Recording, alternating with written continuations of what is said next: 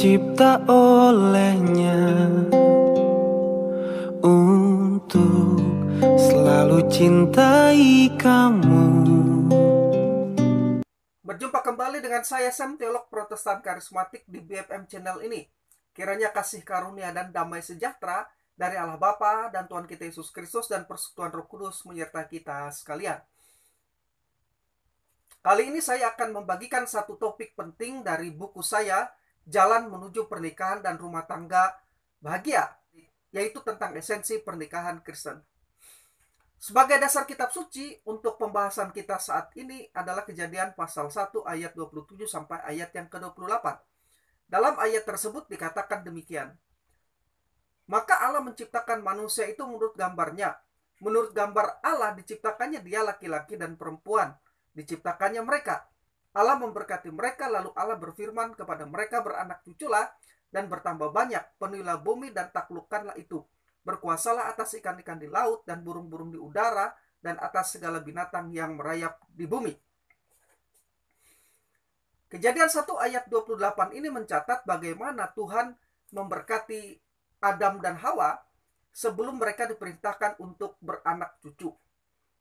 Ini adalah lembaga pernikahan yang pertama kali dibentuk dan diberkati oleh Allah sendiri. Dengan demikian, pernikahan merupakan hal yang mulia yang dikaruniakan Tuhan sejak manusia belum jatuh ke dalam dosa. Karena itu, pernikahan seharusnya ditempuh dengan rukun, sehati, setujuan, penuh kasih sayang, percaya seorang akan yang lain, dan bersandar kepada kasih karunia Tuhan. Pernikahan itu tidak boleh ditempuh atau dimasuki dengan cara yang sembarangan, sembrono, dirusak oleh karena kurang bijaksana, dinista atau dinajiskan, melainkan hendaklah hal itu dihormati dan dijunjung tinggi dengan takut akan Tuhan, serta mengingat maksud Allah dalam pernikahan itu. Namun terlalu sering kehidupan pernikahan yang bermasalah diakhiri dengan perceraian. Itulah faktanya. Jerry Rosbeck, seorang konselor pernikahan dan keluarga, dalam bukunya Pernikahan Anti Cerai yang terbit di tahun 2002, menuliskan keprihatinannya tentang tingginya angka perceraian di Amerika. Dalam buku tersebut, Jerry Rosbeck mengungkapkan fakta bahwa saat ini di Amerika sekitar 43% dari semua pernikahan pertama berakhir dengan perceraian. Sekitar 60% dari pernikahan kedua mengalami nasib yang sama. Menurut penelitiannya, angka perceraian di Amerika mencapai 2 kali lipat angka perceraian di Prancis atau Jerman, dan 3 kali lipat angka perceraian di Jepang. Yang lebih memprihatinkan adalah kenyataan bahwa negara-negara tersebut pada umumnya memiliki lebih sedikit orang Kristen dibandingkan Amerika Serikat. Hanya Inggris yang mempunyai tingkat perceraian sebanding dengan Amerika. Namun keadaan di Inggris tersebut baru muncul di tahun 1996. Bagaimana dengan keadaan di Indonesia? Angka perceraian pasangan di Indonesia terus meningkat drastis. Badan Urusan Peradilan Agama, Badilak Mahkamah Agung, mencatat selama periode 2005 hingga 2010 terjadi peningkatan perceraian hingga 70%. Pada saat itu, Dirjen Badilak MA Wahyu Widiana mengatakan tingkat perceraian sejak 2005 terus meningkat di atas 10% setiap tahunnya. Pada tahun 2010 terjadi 285.184 perceraian di seluruh Indonesia. Penyebab pisahnya pasangan jika diurutkan 3 besar paling banyak akibat faktor ketidakharmonisan sebanyak 91.841 perkara, tidak adanya tanggung jawab sebanyak 78.407 perkara, dan masalah ekonomi sebanyak 67.891 perkara. Jadi penyebab perceraian di Indonesia, ketidakharmonisan menempati urutan pertama, kurangnya tanggung jawab menempati urutan yang kedua, dan faktor ekonomi menempati urutan yang ketiga. Nah, berdasarkan data yang dikutip dari website Mahkamah Agung, tercatat sebanyak 419.268 pasangan bercerai sepanjang tahun 2018. Dari jumlah itu, inisiatif perceraian paling banyak dari pihak perempuan, yaitu 307.778 orang, sedangkan dari pihak laki-laki sebanyak 111.490 orang. Dan diperkirakan selama masa dan setelah pandemi corona ini akan lebih banyak lagi orang yang bercerai karena tingginya angka pengangguran dan terkait dengan masalah-masalah ekonomi. Nah, tingginya angka perceraian di atas membuat kita bertanya, mengapa begitu banyak pasangan suami istri yang mengakhiri hubungan mereka dengan perceraian? Jerry dan Barbara Rosbeck mengatakan, kita perlu mengingat bahwa perceraian itu lebih dari sekedar angka statistik. Perceraian melibatkan manusia dengan harapan yang nyata dan impian yang nyata, serta kepedihan yang nyata. Karena itu memahami esensi pernikahan Kristen yang dirancang dan ditetapkan oleh Allah dari sejak semula sangatlah penting bagi kelanggengan keharmonisan hubungan pernikahan. Nah, pertanyaan pentingnya adalah, apakah esensi pernikahan Kristen itu? Pertama-tama kita akan melihat definisi pernikahan dan kemudian memperhatikan prinsip-prinsip esensial dari pernikahan itu. Nah, pernikahan dapat didefinisikan sebagai hubungan eksklusif antara satu laki-laki dan satu perempuan, di mana keduanya menjadi satu daging, disatukan secara fisik, emosional, intelektual, dan spiritual, dijamin melalui sumpah sakral dan ikatan perjanjian atau kovenant, serta dimaksudkan untuk seumur hidup. Definisi ini didasarkan pada pernyataan Alkitab sendiri dalam Matius 15 ayat yang ke-5, Markus 10 ayat yang ke-7, Efesus 6 ayat yang ke-31, dan Kejadian 1 ayat 24. Berdasarkan definisi tersebut, berikut ini saya membagikan 5 esensi pernikahan Kristen. 1. Pernikahan merupakan suatu lembaga yang dibuat dan ditetapkan Allah bagi manusia sesuai kebutuhan. 2. Pernikahan merupakan hubungan yang eksklusif antara seorang pria dan seorang wanita. 3. Pernikahan merupakan pertemuan dan hubungan antar pribadi yang paling intim. 4. Pernikahan bersifat permanen dan merupakan suatu komitmen kesetiaan untuk seumur hidup. Dan 5. Pernikahan merupakan suatu kovenant yang bersifat mengikat. Nah, kelima esensi pernikahan Kristen ini merupakan hakikat dan fondasi penting dari pernikahan Kristen seperti yang akan saya jelaskan lebih lanjut. Baik, kita akan melihat esensi yang pertama. Pernikahan merupakan suatu lembaga yang dibuat dan ditetapkan Allah bagi manusia. Matius 19 ayat 4 dan ayat 8. Pernikahan merupakan suatu lembaga yang ditetapkan Allah bagi manusia sesuai dengan kebutuhannya.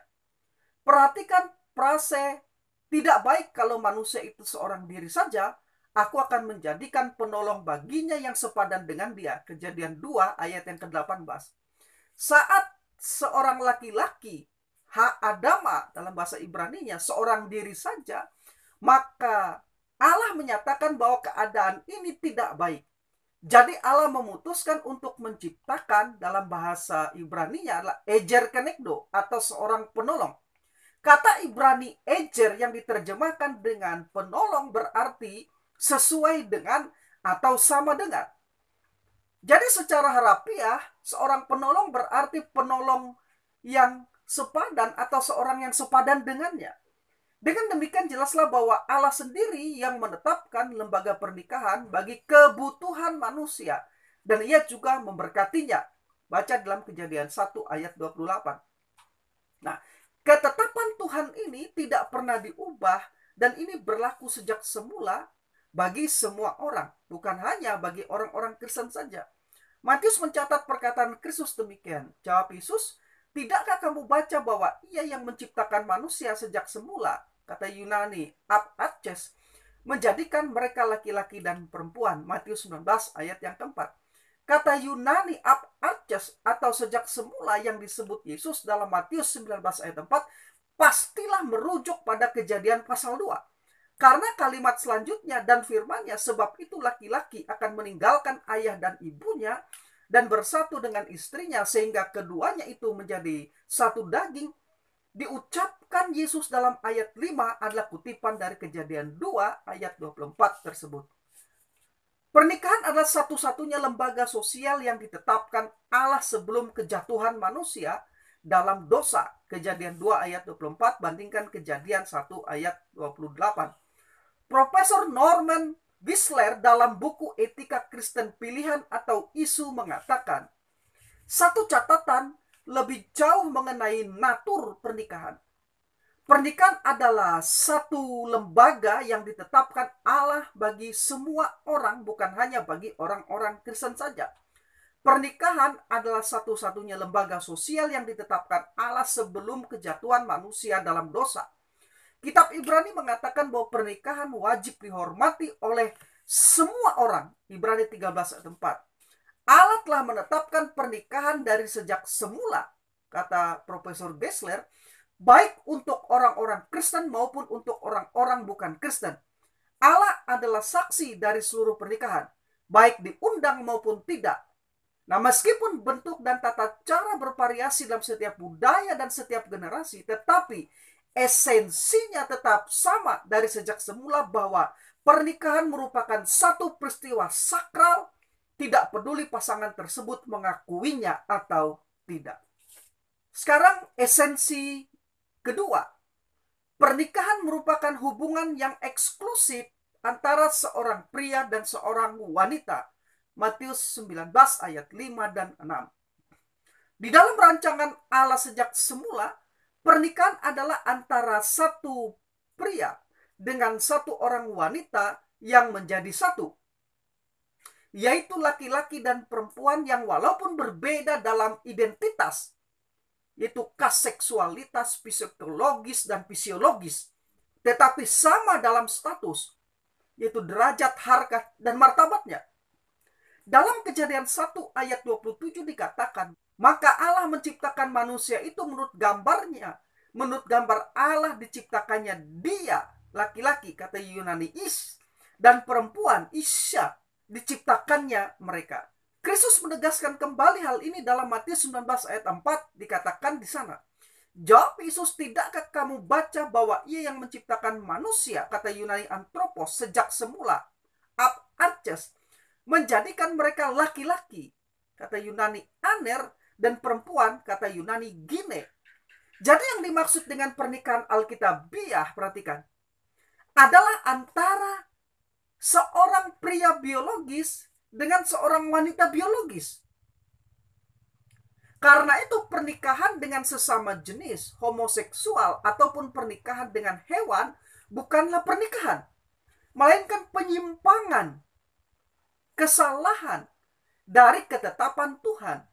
Dengan demikian, karakteristik paling mendasar dari pernikahan adalah bahwa pernikahan merupakan satu kesatuan antara seorang pria dengan seorang wanita. Nah, melalui pernikahan Allah menyatukan dua hati menjadi satu. Perhatikan frase dipersatukan Allah dalam kalimat, demikianlah mereka bukan lagi dua, melainkan satu. Karena itu apa yang telah dipersatukan Allah tidak boleh diceraikan manusia. Matius 19 ayat yang ke-6. Ini berasal dari kata Yunani suseknumi yang berarti menyatukan. Kata ini berbeda dari kata Yunani kolektesetai yang artinya dipersatukan atau bersatu dalam Matius 19 ayat yang ke-5. Kata Yunani suseknumi atau dipersatukan secara harafiah adalah bersama-sama disatukan, atau sepenuhnya berarti bersama-sama dalam satu kuk yang sama yang telah diciptakan bagi mereka. Sebuah kuk memampukan dua ekor lembu menarik beban bersama, masing-masing saling berbagi tugas, sehingga konsekuensi logisnya adalah meringankan tugas, dan keduanya bersama dapat menyelesaikan tugas lebih banyak dari apa yang dapat dicapai kalau mereka hanya sendirian mengerjakannya. Jadi dalam nas ini Yesus menggambarkan pernikahan sebagai sebuah kuk yang Allah buat, di mana seorang laki-laki dengan seorang perempuan dapat memikulnya, sehingga mereka bersama dapat meringankan pekerjaan-pekerjaan dan beban-beban kehidupan, dan mencapai hal-hal bersama yang tidak dapat dicapai kalau mereka hanya sendirian saja. Jadi apa yang Allah buat adalah menempa sebuah kuk, yaitu menciptakan sebuah hubungan yang eksklusif, yang ke dalamnya seorang laki-laki dan perempuan boleh masuk, memiliki hubungan, menerima dan menikmati manfaat yang ada di dalamnya. Jadi pernikahan pada hakikatnya adalah suatu hubungan yang eksklusif antara seorang laki-laki dengan seorang perempuan. Dan semua yang ada di dalam pernikahan itu sendiri berasal langsung dari kebenaran bahwa pernikahan merupakan rancangan Allah dan lembaga yang diciptakan Allah. Nah, konsep tentang hubungan yang eksklusif dalam pernikahan ini merupakan pusat dari ajaran Kristus mengenai pernikahan. Inilah yang dimaksud Yesus ketika ia berkata, karena itu apa yang telah dipersatukan Allah tidak boleh diceraikan manusia. Matius pasal 19 ayat yang ke-6. Sekarang esensi ketiga. Pernikahan merupakan pertemuan dan hubungan antar pribadi yang paling intim. Matius 19 ayat 5 dan 6. Pernikahan adalah hal yang misterius tetapi serius. Perhatikan frase keduanya akan menjadi satu. Artinya secara praktis keduanya akan beralih dari aku dan kau menjadi kita. Dan dari saya dan dia menjadi kami. Persatuan ini mencakup segalanya. Disatukan secara fisik, emosional, intelektual, dan spiritual. Perhatikanlah saat Alkitab mengatakan seorang pria akan meninggalkan ayah dan ibunya dan bersatu dengan istrinya. Kejadian 2 ayat 24. Kata meninggalkan dan bersatu adalah dua kata yang sangat penting untuk dipahami. Derek Prince dalam bukunya Suami dan Ayah mengatakan demikian. Kunci pernikahan adalah dua kata meninggalkan dan bersatu. Jika Anda tidak meninggalkan, Anda tidak dapat bersatu. Jika Anda tidak bersedia keluar dari lingkungan orang tua Anda dan membuat suatu langkah baru, Anda tidak akan pernah mencapai kesatuan sejati dengan pasangan Anda. Kata Ibrani untuk meninggalkan adalah ajab, yang berarti melonggarkan, melepaskan, meninggalkan sepenuhnya secara total. Sedangkan kata Ibrani untuk bersatu adalah dabak, yang artinya mengikat, melekat, menempel, bergabung, berdekatan, atau mengikat bersama. Jadi ketika Yesus mengutip Kejadian 2 ayat 24 ini, maka anak kalimat bersatu dengan dalam kalimat dan firman-Nya. Sebab itu seorang laki-laki akan meninggalkan ayah dan ibunya dan bersatu dengan istrinya, sehingga keduanya itu menjadi satu daging. Matius 19 ayat 5.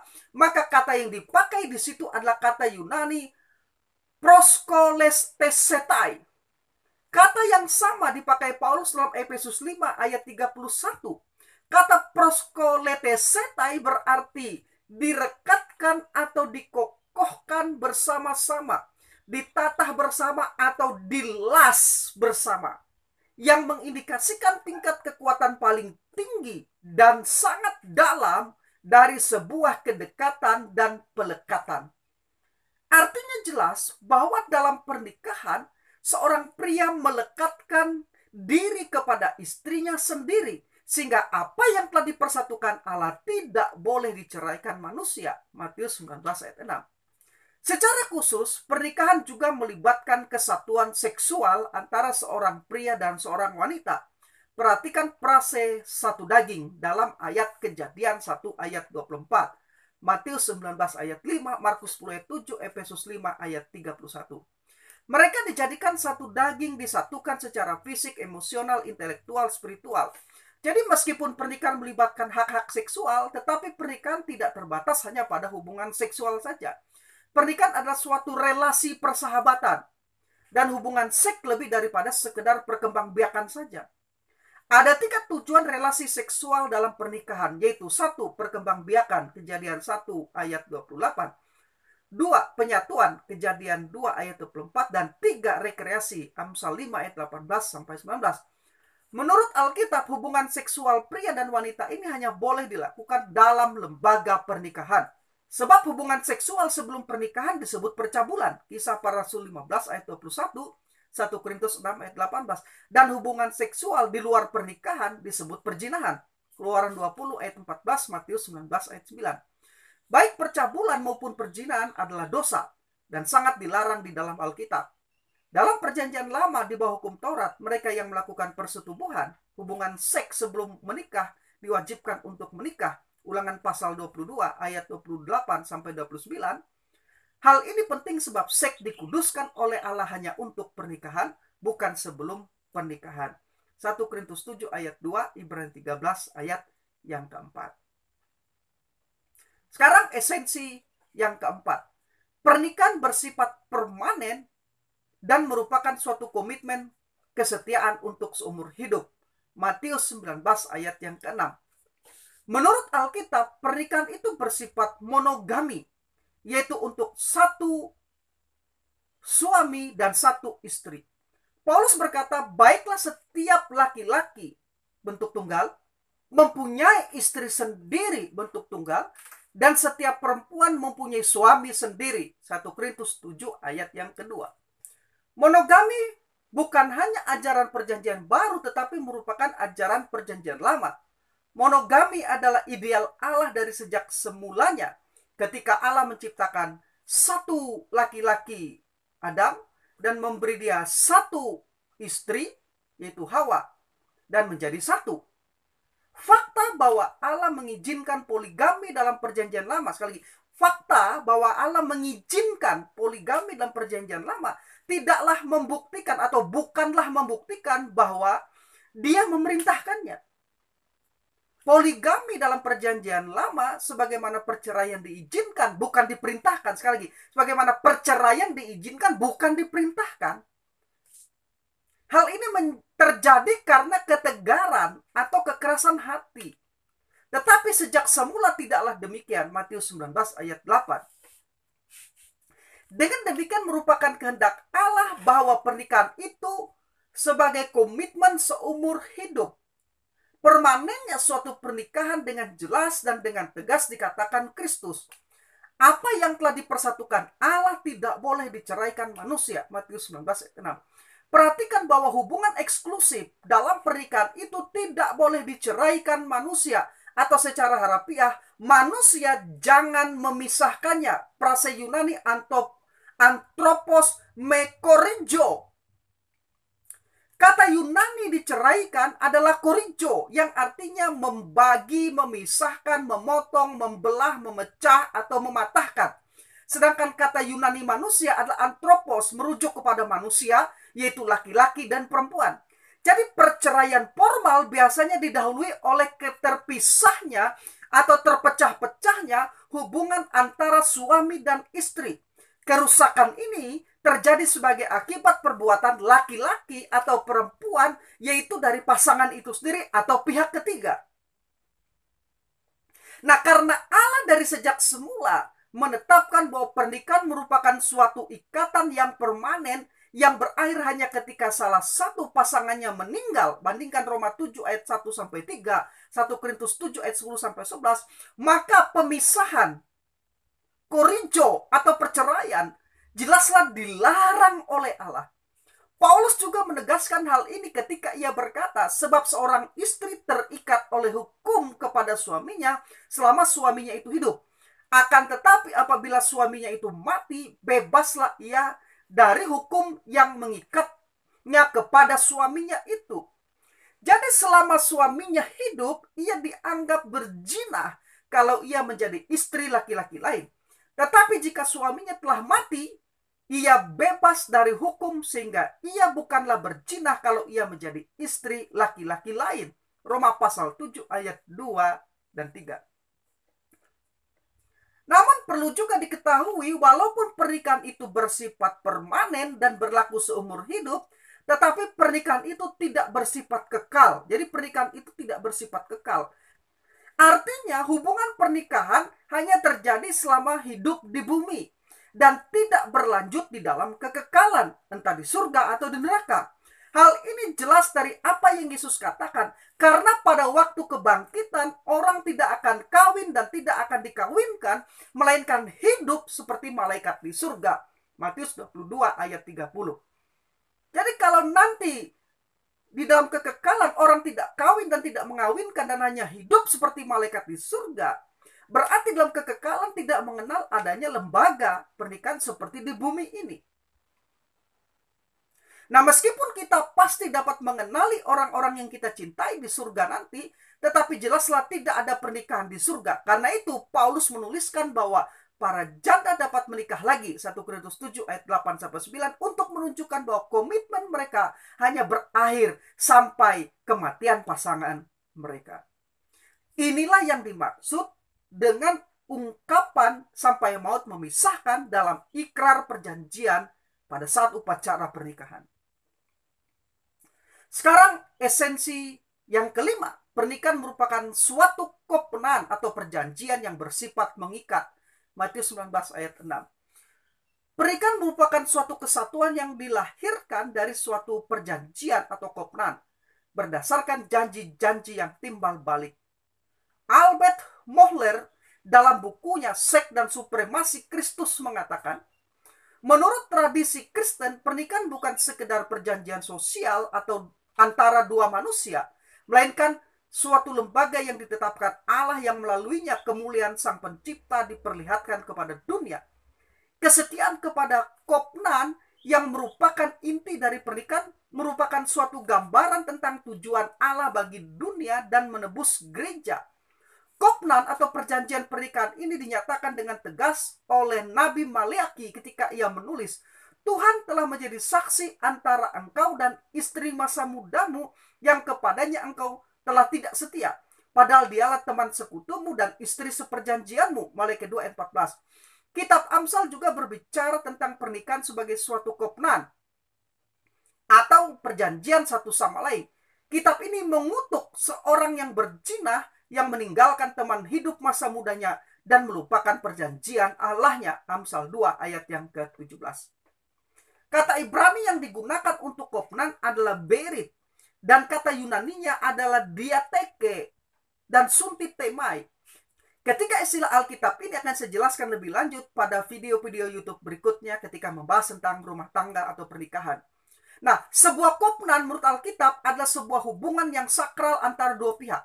Disaksikan oleh Allah, sangat mengikat, tidak dapat dibatalkan. Kedua belah pihak bersedia berjanji untuk menjalani kehidupan sesuai dengan butir-butir perjanjian itu. Nah, istilah kovenant seperti inilah yang digunakan Alkitab untuk melukiskan sifat hubungan pernikahan. Jadi jelaslah bahwa pernikahan adalah suatu perjanjian pada satu peristiwa di mana Allah menjadi saksi, Allah lah yang mengadakan pernikahan dan dialah yang menyaksikan janji-janji tersebut benar-benar dibuat di hadapannya.